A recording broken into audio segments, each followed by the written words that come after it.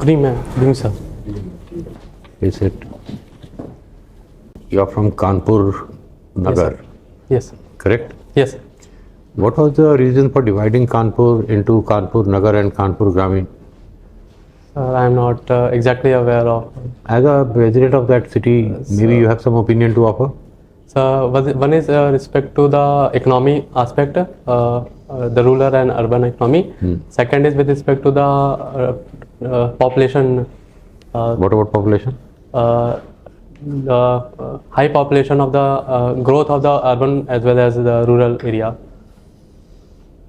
Okay. Today I was reading somewhere about the Nagar Nigams in UP. In that context, can you tell me what would the difference between a Nagar Nigam and a Nagar Palika? Nagar Nigam and Nagar Palika are differentiated based on the how the state has recognized the setup over there. Translate these two words into English for me. Nagar Nigam, Nagar Palika. Municipal council and corporation. Which one is the council, which one is the corporation? Municipal corporation is Nagar Nigam and the Palika is municipal council. So what's the difference between the two? Even in the constitution there is some difference. So with respect to the corporation, there is mayor nominal head. Along with that, the state appoint a commissioner for the executive role.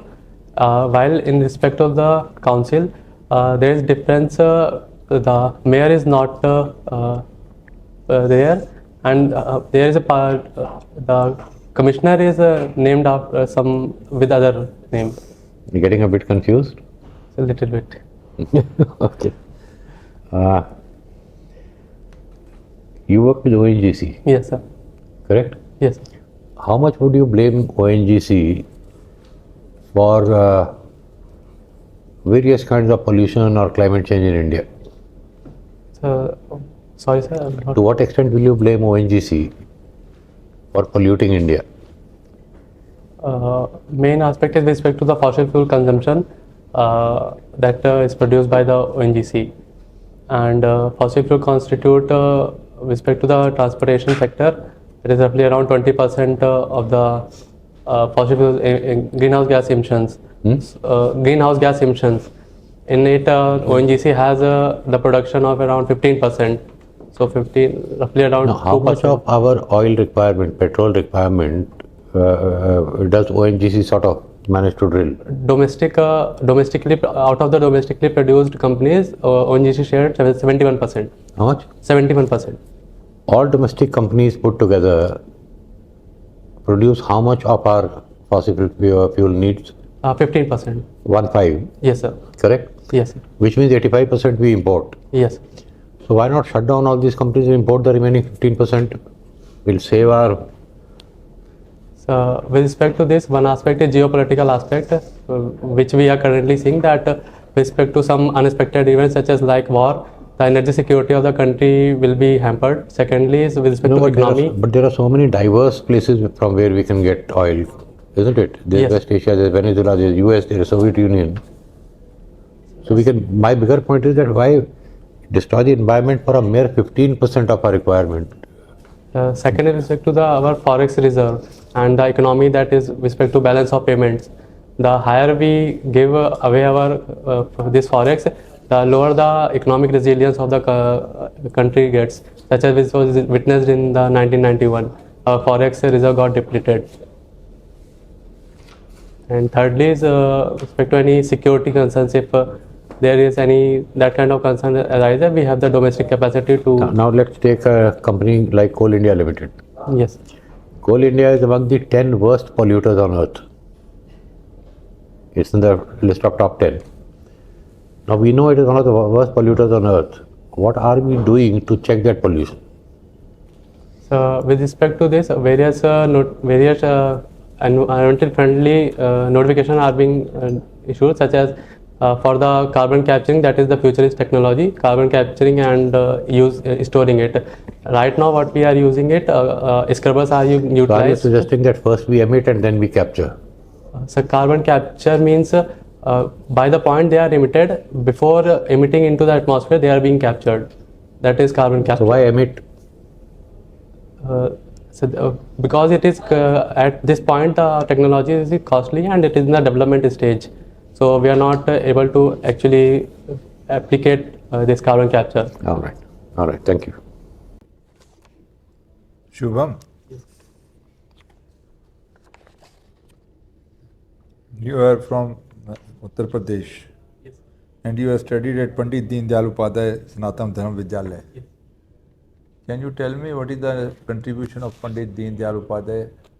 So with respect to Pandit Deen Dayal Upadhyay ji, two major contribution is with respect to one, integral philosophy, integral humanism philosophy, where he talked about placing human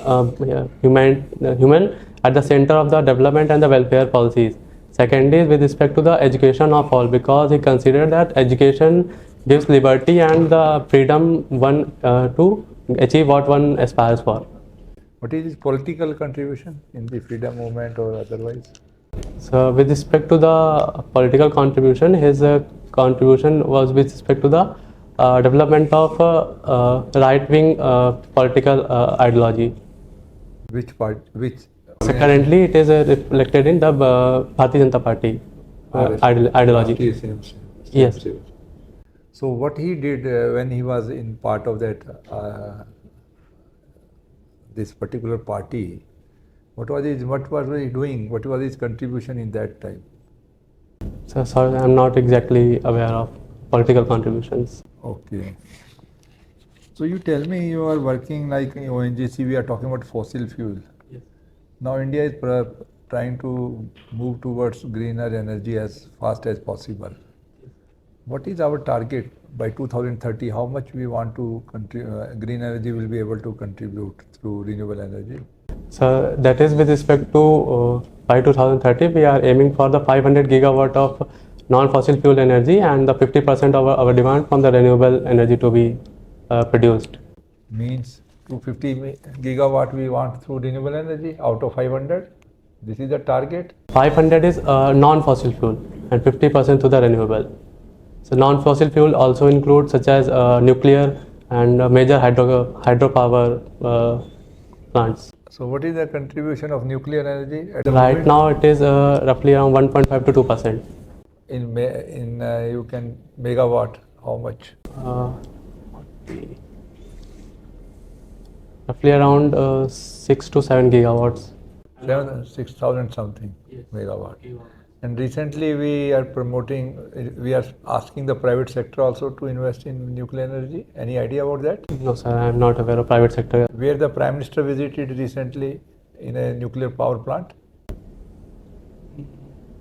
No sir. No idea. No sir. And what about hydro energy, hydropower? How much we want to add? What is our target to add from hydro energy? No sir. Okay. Tell me, Uttar Pradesh wants to become a 1 trillion economy by 2027. Is it possible? Do you think it is a feasible target? With respect to present mathematical modeling as the 17 to 18% growth, the target seems unreachable. However, with respect to new investment coming in the UP and the other new industries are being setting up, so this growth might increase in the future. So it may reach 1 trillion economy. What basis? What is the How will you achieve that? What is the main areas where they can do better? Where is the investment in diverse sector along with the infrastructure provision? Only by investment they will able to achieve it? Along with the investment, other things are need to be considered, such as skill development. There is the labor law implementation. Thirdly is concession given early land acquisition. With respect to that, Do they have any land pool with them?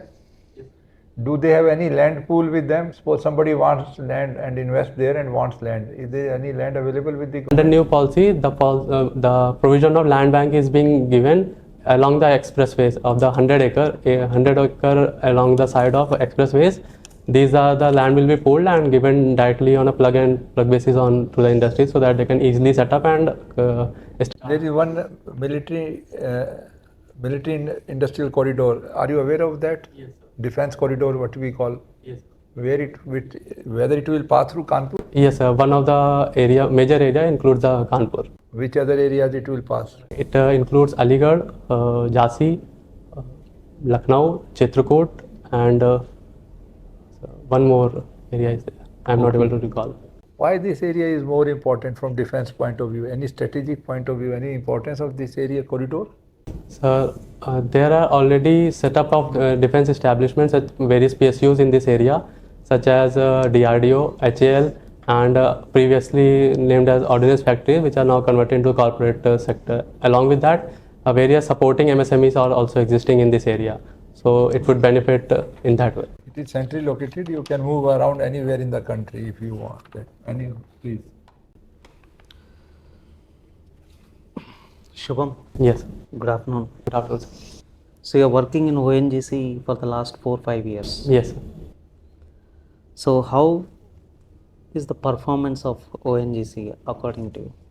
So with respect to the Given the investments, given the cost that we are putting, resources that we are putting in, to the returns. So with respect to the direct production, in the last 2 or 3 years, the production has gone down by 2 to 3%. But we are compensating it with respect to higher capital expenditure in the new fields, such as deep drilling and ultra deep. With respect to these, ONGC has collaborated with the foreign companies such as Total Energy and ExxonMobil for exploration in the Mahanadi region and the Andaman, where we have got one discovery in the Andaman, which will be further produced in the future. Any other discoveries in India? Sir, last year there were 8 discoveries, out of which 1 in the Andaman, 2 in the Mumbai offshore, 2 in the Krishna Godavari basin, 1 in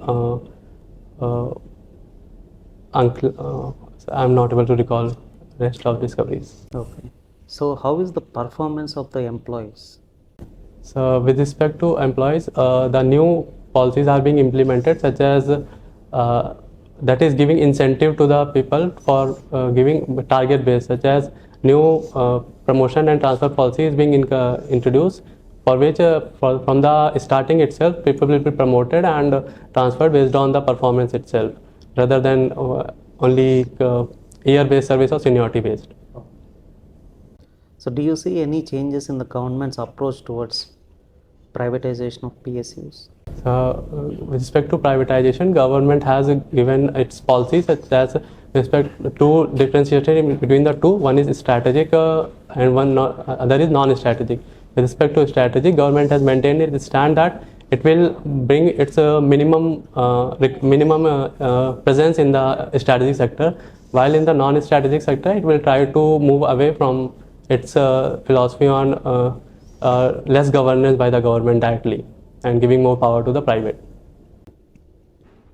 So related to the engineering background, Yes, and also the current affair, what are the dimensions of this hydrogen economy?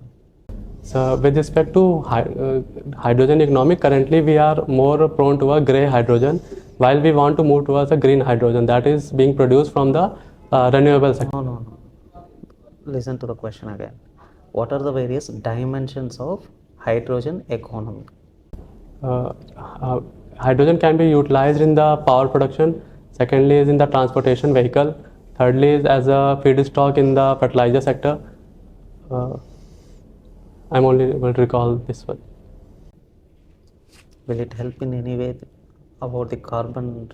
It will definitely help in environment reduction, because by the consumption it doesn't release any carbon emissions. It will release only water, so it will be beneficial for our environment perspective and the target of India achieving the green economy.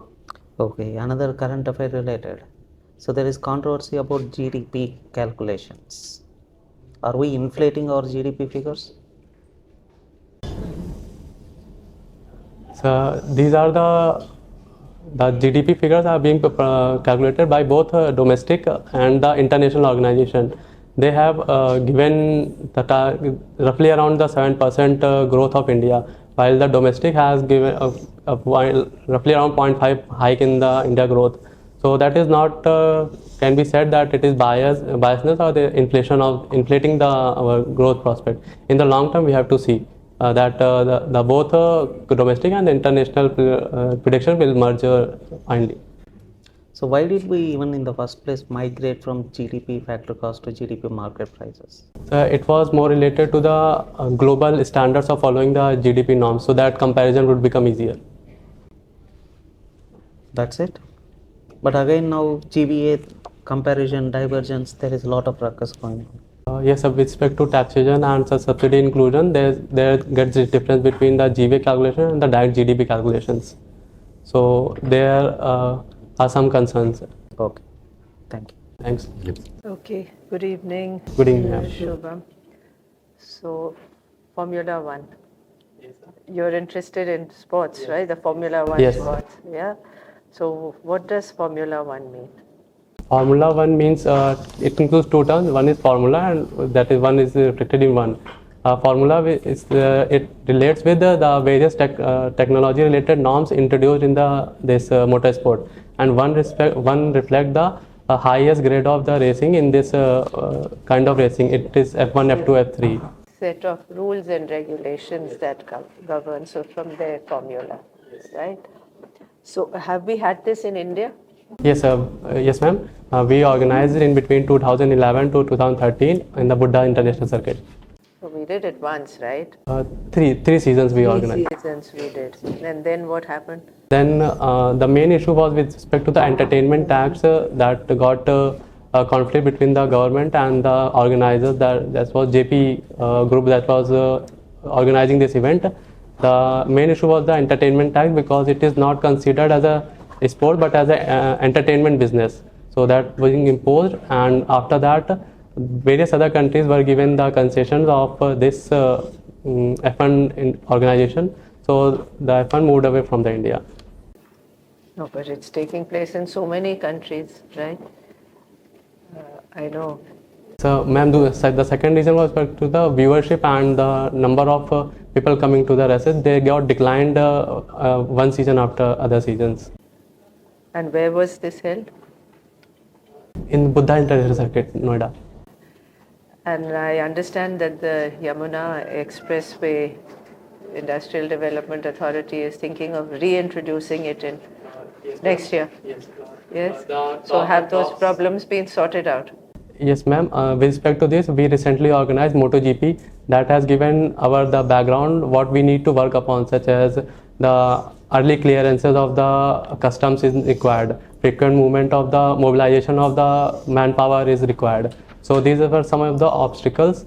Along with that, one major thing is that now government itself is trying to support this kind of industry, so that the directly state support will become much more beneficial for the F1 to conduct in. It will contribute to the 1 trillion economy of UP.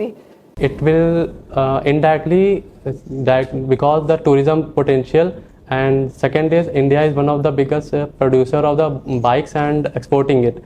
So with this technology will get included in the India, and we will able to export these sports bikes and this culture over India. Along with that, UP also has potential to include various other kind of tourism. When one viewer comes to the place, it may be attracted to some other tourist activities. Great. Who is your favorite? Right now, it is Max Verstappen. Not Lewis Hamilton. And I mean, Lewis Hamilton had his era. Right now, he is not in that kind of form. Or also the technology support that is not provided by the Mercedes. He moved out, right? So for the next season, he will move out to Ferrari. To Ferrari. So that's going to be looking out for that. Yes. Why I'm also interested is because my son is a great F1 fan, so I hear a lot about it. Yeah. So carry on. Sorry. No, you said he's moving to Ferrari. So what do you see? With respect to that, actually with the Red Bull dominating the sport, the sports spirit has somewhat come down because they are winning every race. So with the Ferrari and the Lewis Hamilton, they will get support of the man and the machine. So we might able to see the competition to the Max Verstappen in the next season. So you're looking forward to that? Yes. Okay, at least this brought a smile to your face, talking about F1. Thank you. Okay, tell me, what is this concept of carbon credits? How are they calculated and what is the entire? They are calculated based on the tons of emission based on the carbon, and they are being carbon credit is the mechanism through which companies and as well as nation are given the target of the how much carbon they can emit, and if they reduce their carbon emission based on that target, they get that carbon credit, and this can be traded in the market, and other companies or Which market? in the carbon exchange market. Where? I'm not able to recall that exactly. Globally. No, it's not a place. My point is it can be internationally traded. So what are certain rich countries doing? What are some first world countries doing? They're creating a carbon sink where? As compensation for their over utilization of resources and increased carbon footprint. They are investing in African economy by various programs developing in solar power, and other is a development of the forest reserve, so that the carbon And the Amazon basin. All right. What is this LEED rated building? LEED. LEED provides the green building. What does it stand for? Not, LEED. sir, I'm not able to recall. चलिए कोई बात नहीं. So how does it operate? What does one do? This building, how are you going to increase its LEED rating? The power consumption, one aspect. Second is This room, how are you going to increase its decrease its carbon footprint? What would you do? one is with respect to the reduction of the direct sun coming into the. So what will you do? The direction of the windows need to be calculated based on the orientation of the building. अभी ये है. What are you going to do? Insulation of the windows. You're going very far. Just open the curtain so that natural sun light comes in and shut these lights, isn't it? Why are you going after retrofitting of the building? What is available before you here? Second is as much cross ventilation, shut off the AC and increase the airflow. Don't overcomplicate your answers. Just come to the crux of it. Okay. Now tell me, there is something called the Indus Treaty. Indus Treaty is based on India and Pakistan on the water sharing of the 6 rivers. Western rivers, 3 rivers are going towards the Pakistan, for which India has only direct utilization, not storing it. While with respect to the eastern river, India can utilize it up to the full extent. Okay. I started by saying that there is something called Indus Treaty. I didn't even ask the question. You have already told me whatever you know. My question was, there is something called Indus Treaty in which we are the upper riparian state. We can stop Pakistan's water as we want. What is our equivalent position in the somewhere else in the world where we are the lower riparian country? With respect to India and China. Okay, that's one. And second is with respect to India and Bangladesh. India is upper and Bangladesh is going downstream. So why are we so vulnerable in on China border? So with respect to this water sharing, with respect to this, China has not been sharing the data as per the treaty of for the respect to before monsoon, and with respect to the western sector also, there has been dispute over the water sharing mechanism. Along with that, China is building various construction dams so that it can be used strategically to. What is the most prominent dam over there? Not able to recall it. Three Gorges. Anyway, I'm through.